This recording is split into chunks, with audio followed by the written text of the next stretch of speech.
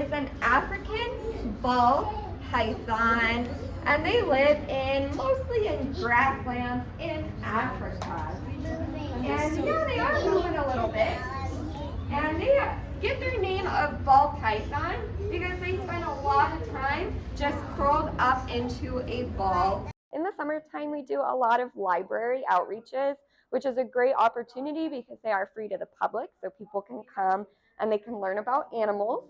And we do different topics, so today we were talking all about habitats. So for our habitats topic, we tried to pick different animals that come from different habitats. We tried to cover rainforest, grassland, and desert.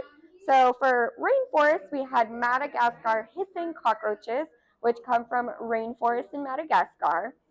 This is a Madagascar hissing cockroach. So they eat dead plants. That's what a detritivore means. They eat all of the dead plants that fall to the ground. Can I hold it? No, I can't let you hold them. They'll stay in my hand.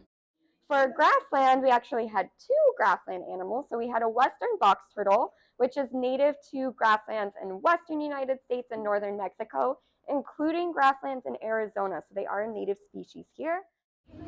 This is Pandora. If you guys want, you guys can say, hi Pandora. And Pandora is a western box turtle. They get their name because they are one of the only types of turtles that can put their whole body into their shell. They've got big old muscles to pull their bodies in. You guys have strong muscles. Can you show me your big strong muscles? If you ever do see a turtle in the wild, the best thing to do is to give it space. But with grown-ups' permission, there is an app called iNaturalist, and you can snap a picture of where you see the turtle and where they are, and that helps real-life scientists who are studying box turtles in their natural habitat.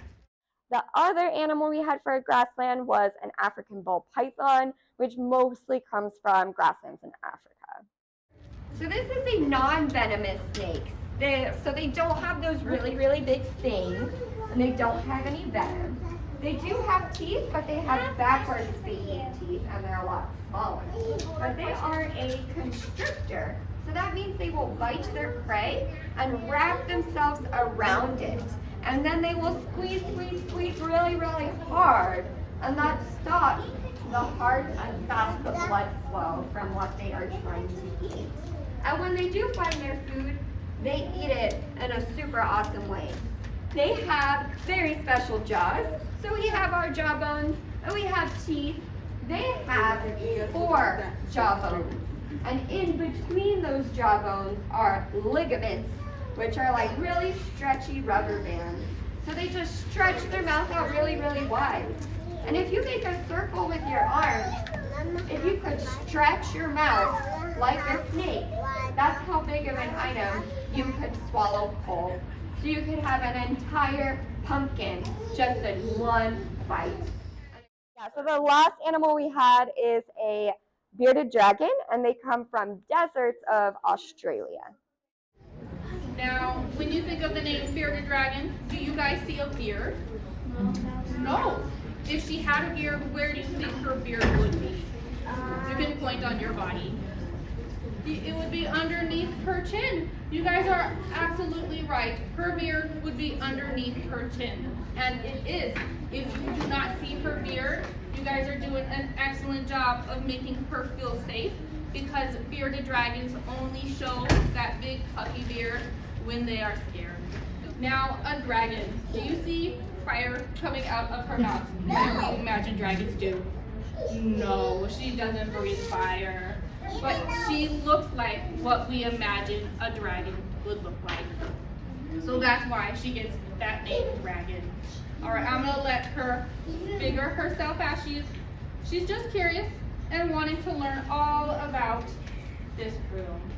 So most of the animals that we bring back are not visible to the public at the zoo, with the exception of the bearded dragon. They do have a habitat that is visible to the public, but the rest of them, they do live behind the scenes.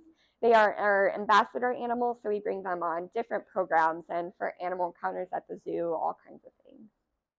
I do a lot of the library outreaches in the summer, and we do them multiple times a week, and we go to different libraries all over Tucson area and in all the way down to Nogales even. We touch downwards in the same direction of their scales.